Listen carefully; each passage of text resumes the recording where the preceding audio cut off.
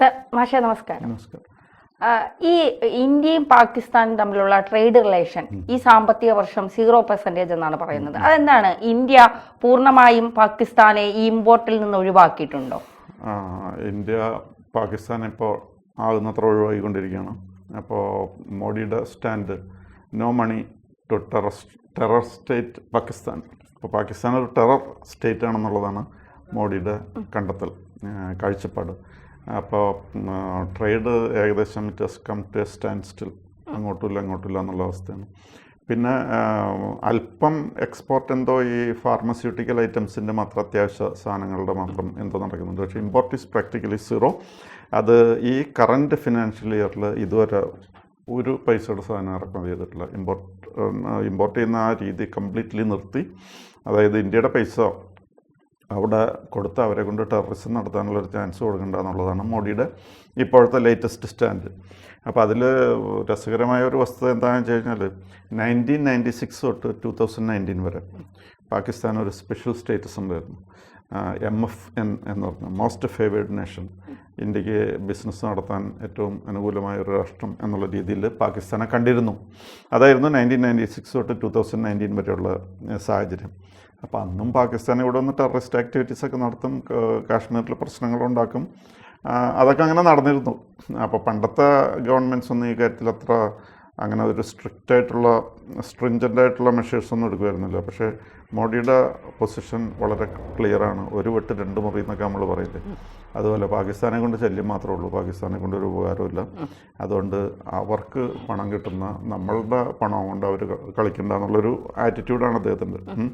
അപ്പോൾ most favoured nation എന്നുള്ള ആ സ്റ്റേറ്റസ് എടുത്തു കളയാനുണ്ടായ പെട്ടെന്നുണ്ടായ കാര്യം എന്താണെന്ന് വെച്ച് കഴിഞ്ഞാൽ, അത് 2019 തോന്നുന്നു പുൽവാമയിൽ ഒരു അറ്റാക്ക് നടന്നു.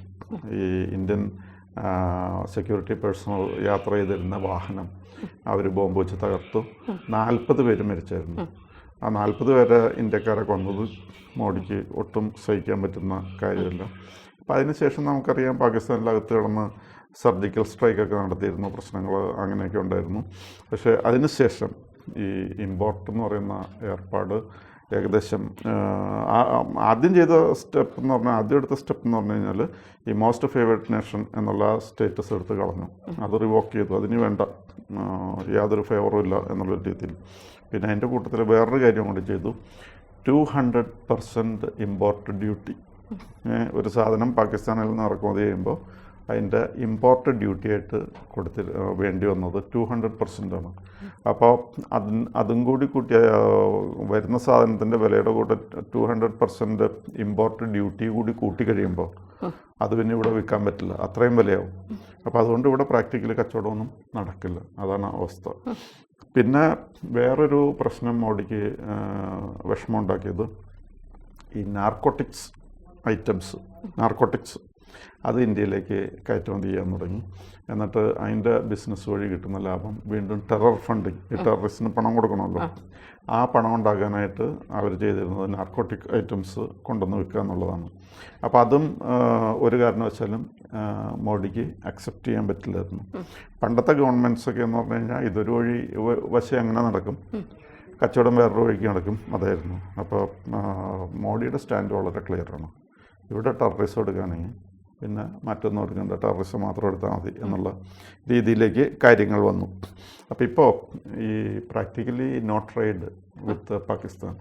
കുറച്ച് എന്തോ ഫാർമസ്യൂട്ടിക്കൽ ഐറ്റംസോ ഷുഗറോ ഒക്കെ പോലെയുള്ള എസെൻഷ്യൽ ഐറ്റംസ് അവർക്ക് വേണമെങ്കിൽ കൊടുക്കുന്നു. വേറെ അവിടുന്ന് ഇമ്പോർട്ട് എന്ന് പറയുന്ന യാതൊരു ഏർപ്പാടും ഇല്ല. പിന്നെ അത് ഈ 2019 ആ കാലഘട്ടത്തിൽ അരുൺ ജെയ്റ്റ്ലി തന്നെ പറഞ്ഞായിരുന്നു, ഈ പാകിസ്ഥാനെ സംബന്ധിച്ചിടത്തോളം ഇങ്ങനെ ടെററിസം അവർക്ക് മാറാത്തൊരു അസുഖമാണ്. അപ്പോൾ അതുകൊണ്ട് ഇവരെ ഐസൊലേറ്റ് ചെയ്യണം, ഇൻ്റർനാഷണൽ കമ്മ്യൂണിറ്റിയിൽ ഐസൊലേറ്റ് ചെയ്യണം എന്നുള്ളത് ഈ പറയുന്ന അരുൺ ജെയ്റ്റ്ലിയുടെ അന്തകാലത്തോട്ടുള്ള ചിന്താഗതിയാണ്. അതൊക്കെ ഇപ്പോൾ പ്രാക്ടിക്കലി അതേപോലെ തന്നെയായി. പിന്നെ വേറൊരു കാര്യം എന്താണെന്ന് വെച്ച് കഴിഞ്ഞാൽ, ഈ ട്രേഡിനെ പൊളിറ്റിക്സായിട്ട് മിക്സ് ചെയ്യരുതെന്നൊരു ഐഡിയ ഉണ്ടായിരുന്നു. പക്ഷേ മോഡിയുടെ ഐഡിയ അതല്ല. സ്പോർട്സും ട്രേഡും പൊളിറ്റിക്സും ഒക്കെ ഇൻ്റർമിങ്കിൾഡാണ്. അത് ഒരെണ്ണത്തിന് മാത്രം മാറ്റി നിർത്തേണ്ട ആവശ്യമില്ല. പൊളിറ്റിക്സ് പറ്റില്ലെങ്കിൽ മറ്റു കാര്യങ്ങളും പറ്റില്ല എന്നുള്ളതാണ് എൻ്റെ ഒരു സമീപനം. അപ്പോൾ ട്രേഡിനോട് എന്താ ചെയ്യുന്നതെന്ന് നമ്മൾ കണ്ടു. ഇതേപോലെ തന്നെയാണ് സ്പോർട്സിൻ്റെ കാര്യത്തിൽ യാതൊരുവിധ പൊളിറ്റിക്സും പാടില്ലെന്ന് സ്പോർട്സ് പ്രേമികൾ ആഗോളതലത്തിൽ ചർച്ച ചെയ്യുന്നൊരു വിഷയമാണ്. അപ്പം നമ്മളിതൊക്കെ ആ ചർച്ച വളരെ കൂടുതൽ കേട്ടത് 1980 മോസ്കോ ഒളിമ്പിക്സുമായിട്ട് ബന്ധപ്പെട്ട്. അന്ന് അമേരിക്കൻ ചേരിയിലുള്ള രാജ്യങ്ങളൊന്നും ആ ഒളിമ്പിക്സിൽ പങ്കെടുത്തില്ല 1980. അപ്പോൾ in those days America was severely criticised. പക്ഷേ എൻ്റെ കാരണം എന്താണെന്ന് വെച്ച് കഴിഞ്ഞാൽ റഷ്യ അഫ്ഗാനിസ്ഥാൻ ഒക്യുപ്പൈ ചെയ്ത് നിൽക്കുന്ന കാലത്തോളം റഷ്യയുമായിട്ട് ഞങ്ങൾക്ക് യാതൊരു സ്പോർട്ടിംഗ് റിലേഷനോ പൊളിറ്റിക്കൽ റിലേഷനോ അത് ശരിയാവില്ല എന്നുള്ള സ്റ്റാൻഡായിരുന്നു. അപ്പോൾ അന്ന് അമേരിക്ക അങ്ങനെ 1980 വിട്ടു നിന്നപ്പോൾ അതിനെപ്പറ്റി ഒരുപാട് ക്രിറ്റിസിസം ഉണ്ടായിരുന്നു. സ്പോർട്സ് വേറെ പൊളിറ്റിക്സ് വേറെ എന്നൊക്കെ പറഞ്ഞു. അപ്പോൾ നമ്മുടെ ഇവിടെ SFIക്കാരും DYFIക്കാരൊക്കെ അന്ന് ഈ മതിലുകളിലൊക്കെ എഴുതി വയ്ക്കുമായിരുന്നു മോസ്കോ ഒളിമ്പിക്സ് സിന്ദാബാദ് എന്നൊക്കെ പറഞ്ഞു. പക്ഷേ അമേരിക്കൻ ചേരിയിൽ നിന്നും ആരും അതിൽ പങ്കെടുത്തില്ല. ഇന്ത്യ പങ്കെടുത്തു. കാരണം ഇന്ത്യക്ക് റഷ്യയുമായിട്ട് നല്ല ബന്ധം ഉണ്ടായിരുന്നതുകൊണ്ട് ഇന്ത്യ അന്ന് പങ്കെടുത്തു. മാത്രമല്ല ഇന്ത്യക്ക് അന്ന് ആ കാരണം കൊണ്ട് തന്നെ ഈ വെസ്റ്റേൺ കൺട്രീസ് ഒന്നും ഇല്ലാതിരുന്നതുകൊണ്ട് ഇന്ത്യക്ക് അന്ന് ഹോക്കിയിൽ ഗോൾഡ് മെഡൽ കിട്ടി. 1980 ലാസ്റ്റ് കിട്ടിയത്. പക്ഷേ ഇന്ത്യ നല്ല ടീമായതുകൊണ്ടല്ല, നല്ല ടീമുകളൊന്നും പങ്കെടുത്തില്ല.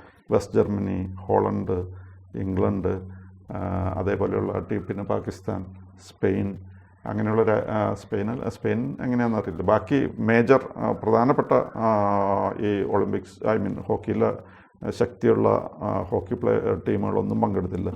അതുകൊണ്ട് ഇന്ത്യക്ക് എളുപ്പമായി. ഇന്ത്യക്ക് ഒളിമ്പിക്സിൽ അന്ന് ഹോക്കി ഗോൾഡ് മെഡൽ കിട്ടി. അപ്പോൾ അന്ന് അമേരിക്കയ്ക്കെതിരെ ഒരുപാട് ക്രിറ്റിസിസം ഇതിൻ്റെ പേരിലുണ്ടായിരുന്നു. അതേപോലെ 1984 അമേരിക്കയിൽ വെച്ച് ഒളിമ്പിക്സ് നടന്നു. അന്ന് റഷ്യ ഇതിന് തിരിച്ചടിച്ചു. റഷ്യൻ ചേരിയിലുള്ള രാഷ്ട്രങ്ങൾ പങ്കെടുത്തില്ല. അപ്പോൾ അങ്ങനെ പൊളിറ്റിക്സും സ്പോർട്സും കൂടി മിക്സ് ചെയ്യുന്നതിനെ പറ്റിയൊക്കെ ഒരുപാട് കംപ്ലൈൻറ്റുകൾ പല സാഹചര്യങ്ങളിൽ വന്നിട്ടുണ്ട്. പക്ഷേ ഇപ്പോൾ ഇന്ത്യയും ചെയ്യുന്ന അതാണ്, പൊളിറ്റിക്സ് സ്പോർട്സിൽ മിക്സ് ചെയ്യാം എന്നുള്ളൊരു സ്റ്റാൻഡിലേക്ക് വന്നിരിക്കുകയാണ്. പാകിസ്ഥാനായിട്ട് ക്രിക്കറ്റ് ഇല്ലാത്തതുകൊണ്ട് പാകിസ്ഥാൻ ക്രിക്കറ്റ് ബോർഡ് വളരെയധികം സഫർ ചെയ്യുന്നുണ്ട്. ഇന്ത്യക്ക് പ്രശ്നമൊന്നുമില്ല.